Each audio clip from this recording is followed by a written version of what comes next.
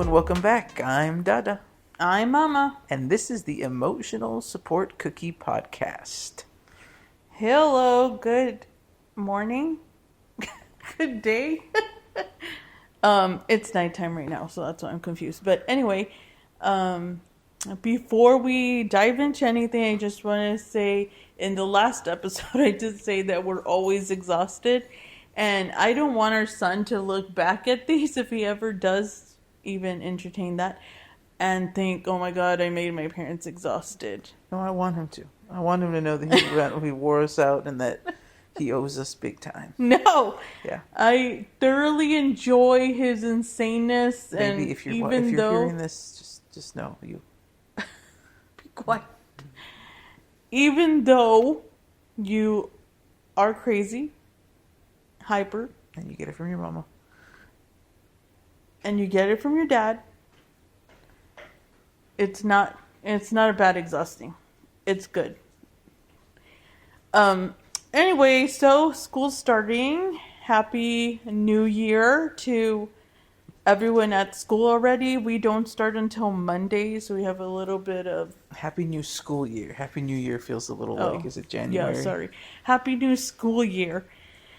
I know a lot of you started already. Teachers probably started earlier, and then some students started today. We, as teachers, start Monday. Yeah, we have an extra week, which is nice.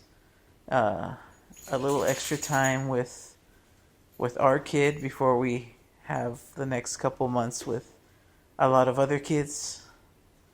Yeah, so that brings us to, how do you handle, if you're a teacher, how do you handle the being so focused on kids all day, all of these many kids with different needs and stuff, and then Feeling like a second parent almost. right? It's like we're parents over there, and then you come home exhausted, not only physically but emotionally. Yes. And you carry a lot of things because, students, everyone's different, and they come from different backgrounds, and they're going through different things, and sometimes you're also a counselor. I think that's Unfortunately. I think that's a unique perspective, especially for us. A unique perspective being, one, older parents, but parents and teachers at the same time. It puts a very unique thing because I think, one, being a teacher, being parents, you have your own way of thinking how you want to raise your children and how you think to bring them up to be better people in the world. And as a teacher, you kind of see other methods and other practices being put forth by other people. And, you pick up some things like, I should do this, or, I love how this student is, they were raised right, or, we should, they learned this growing up, and I want to make sure that my kid has this quality, or is this polite, or is this, this and this. But at the same time, you do see the other side of, you see the pitfalls, I guess, the students that kind of fall through the crack, and whether they're raised not by their parents, a different family member, or they're missing a certain piece of their family upbringing. You see some of the downsides, and to put things nicely, you see things that you're like, I don't want my child to end up like that. And you went astray of where I was going with this, but my thing was, how do you balance being a teacher and then coming home and being so exhausted and trying to be the best parent that you can to your own child? Right. Well, I mean, I was trying to stay in that same vein.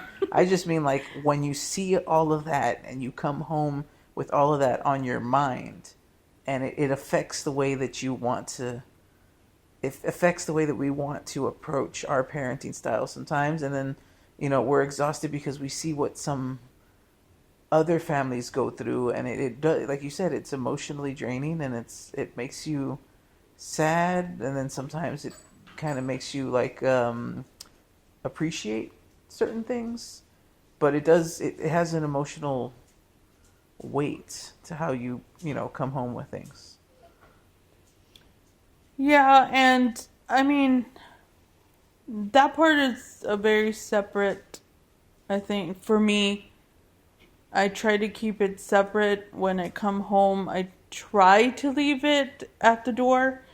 Sometimes it can affect my mood, and I don't want it to, especially with my child, because I don't feel that it's fair.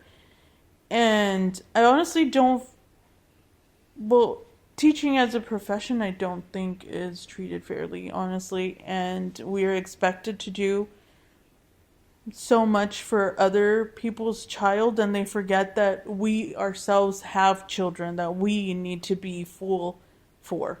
Right. Our glass cannot be half empty for our kids to make it full for others. You know what I mean? We can't pour ourselves out for everybody else's and leave right, nothing and then to bring expect, home. Yeah. like that's not fair. And Right. people say, "Well, that's your job," or, "Okay, it is my job," but I will not accept that. I think, yeah, like there is that. Our job as educators, we're supposed to educate, and education is part of is in line with raising a child. You're educating your child as you're raising them, but I do think there is that weird Misconception. Yes, that We're weird not misconception. supposed to. I don't feel that we're supposed to raise them. I don't expect for my son's daycare to raise him.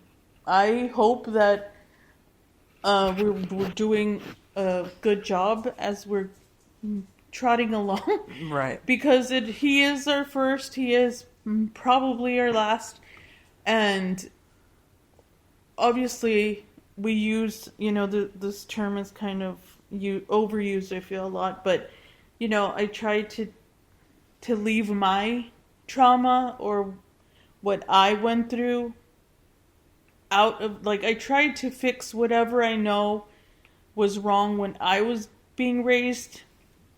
And I feel like obviously our generation is more aware of trauma and of what we don't want to pass down to our kids.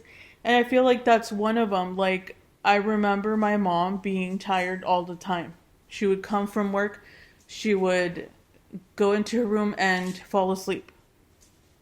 And so growing up, I don't remember her as much when I was little because she was so tired, and my dad would be the one to make the food or whatever, and then he would go off to work at night, graveyard.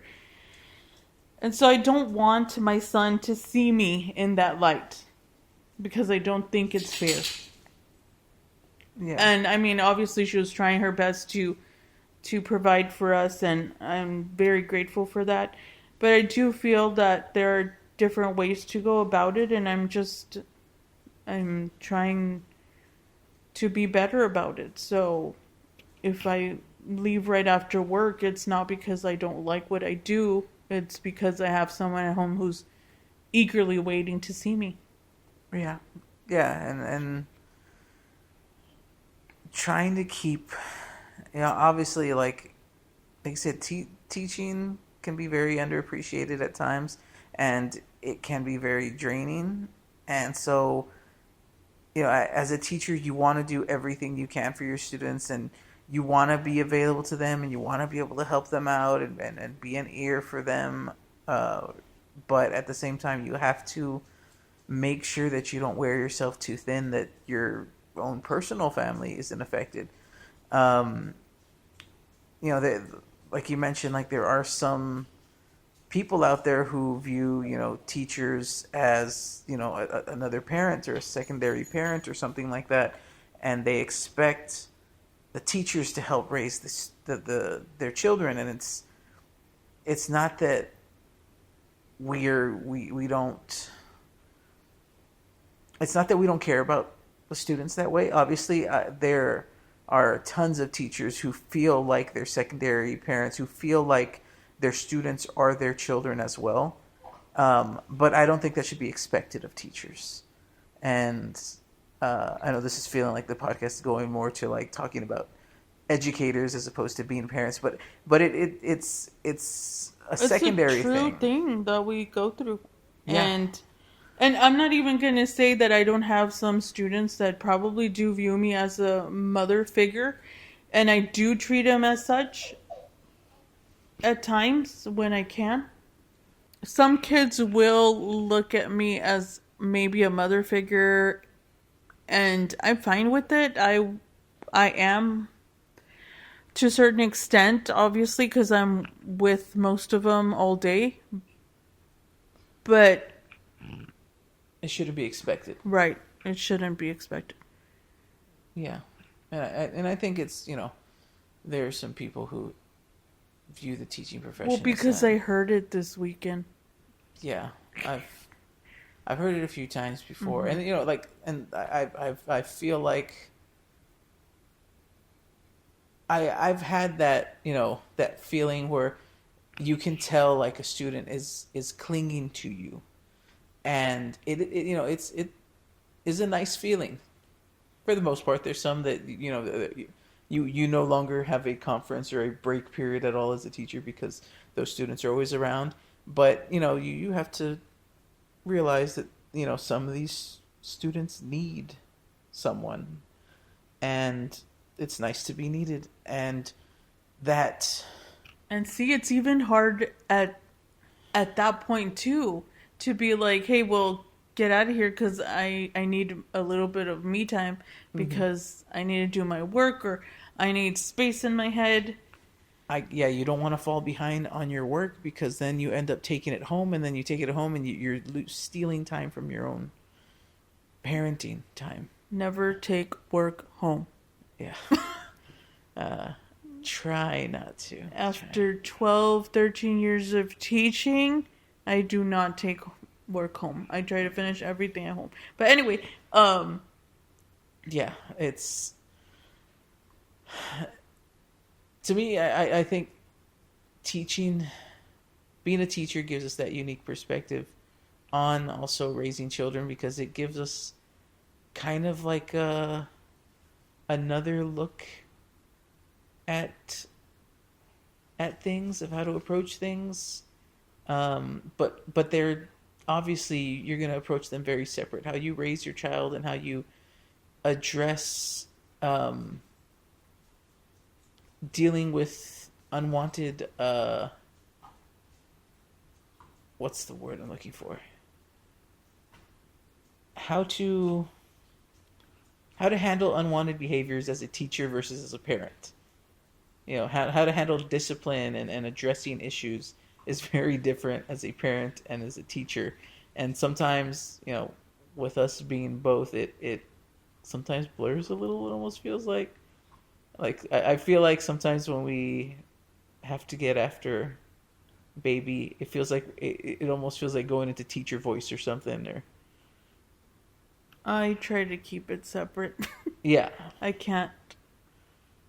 And I guess maybe that's why I'm so light with him. Not light, but I just don't want to be that screaming parent. I just want to be chill. And I know it sounds bad because you're like, oh, well, he's going to be spoiled or annoying. But there's other ways you can talk to your child. And I love trying to be patient with him and understanding where he's coming from. Because sometimes, he'll hit me in the throat or he'll smack me while he's doing his ninja moves.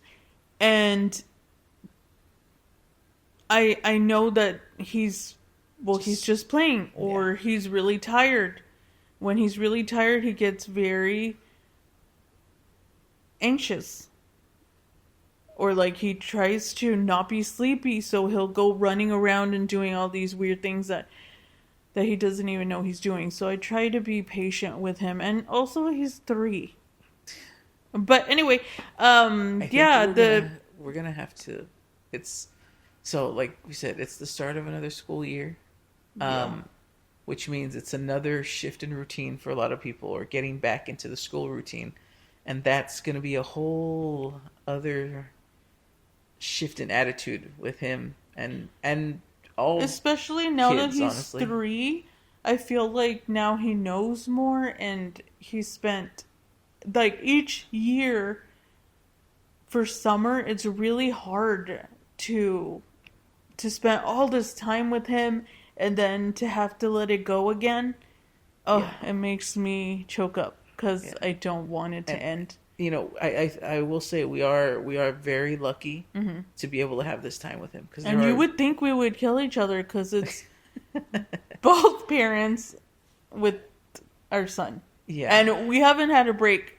We might have our first break tomorrow, and I'm looking forward to it, but I'm still sad that he won't be there. So there's that weird Yeah, but thing. like I said, we've been very, very lucky, very lucky to be doing what we're doing, to both be off in the summer and spend a whole summer with him.